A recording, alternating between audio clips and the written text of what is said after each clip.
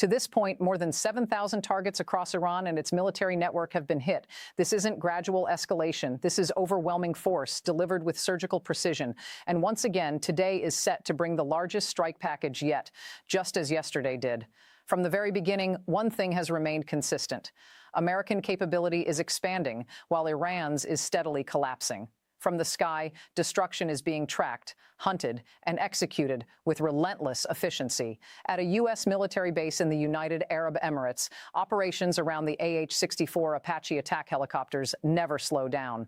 Ground crews work without pause, refueling, rearming, and preparing each aircraft for immediate deployment. This base has become the central launch hub for American pilots flying into the Strait of Hormuz, where Iranian Shahed drones have been targeting U.S. installations, allied forces, and critical oil tanker routes. Once resupplied, some Apaches lift off and head toward naval vessels positioned in the Gulf.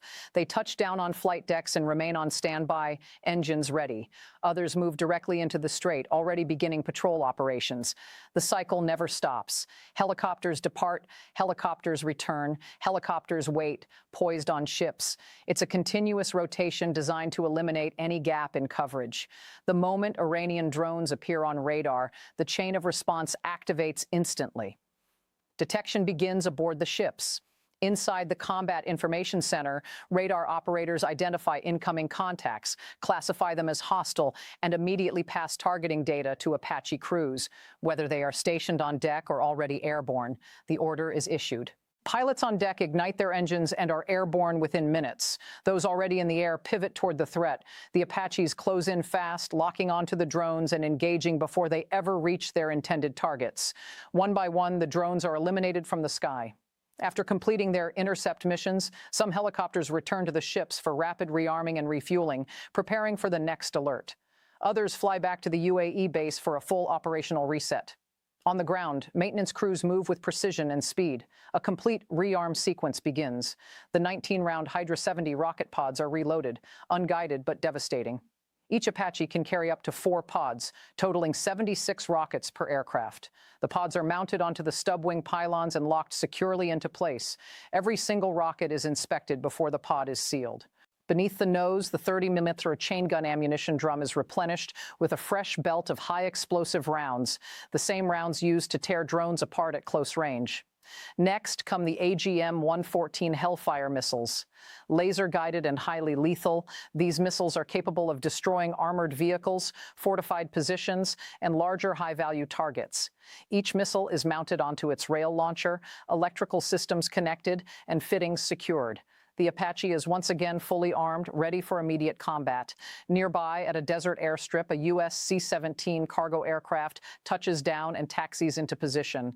Inside, another AH-64 Apache has arrived, delivered as a replacement to ensure that air patrol coverage over the Strait of Hormuz remains uninterrupted. Transporting a helicopter inside a cargo aircraft requires partial disassembly, and the unloading process begins immediately. Ground crews and soldiers move quickly, pulling out crates containing disassembled components. Rotor blades, tail rotor assembly, stub wings, weapon pylons, avionics panels, along with containers of rockets and Hellfire missiles. Everything is unloaded, some by hand, some using carts. Then comes the helicopter itself. Without its rotor blades and with its landing gear unlocked, the Apache is carefully rolled out of the cargo bay.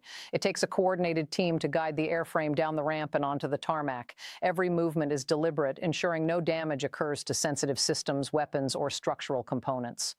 Once on the ground, the helicopter is connected to a military tow vehicle. The crates of parts and ammunition are loaded alongside it, and the convoy moves across the airstrip toward the assembly zone. There, the rebuild begins. Rotor blades are attached and secured. The tail rotor is installed and the drive shaft connected. Stub wings are bolted into position, followed by the installation of weapons pylons. Avionics panels are reconnected and tested thoroughly. The rearming process follows. Rockets are loaded into pods. Hellfire missiles are mounted onto rails. The chain gun ammunition drum is filled. Then comes the full system check. Hydraulics, electrical systems, flight controls, engines, weapon systems. Every component is tested. Once all systems are verified and operational, the Apache is cleared for flight, ready to join the mission. Meanwhile, out at sea in the strait, the alarm sounds once again. Radar has detected another incoming wave of Iranian drones moving toward the formation. An Apache sitting on the deck immediately powers up. Its rotor spins to full speed. Within seconds, it lifts off, climbing rapidly before turning toward the threat. The pilot acquires the targets through onboard sensors, aligns the gun, and opens fire. The drones are struck and fall from the sky. Kill confirmations are made. The pilot reports back to the ship. The data is relayed to command. Target destroyed. Mission confirmed. The Apache returns to its patrol position, circling and waiting, because the next alert is already coming, and the cycle never ends.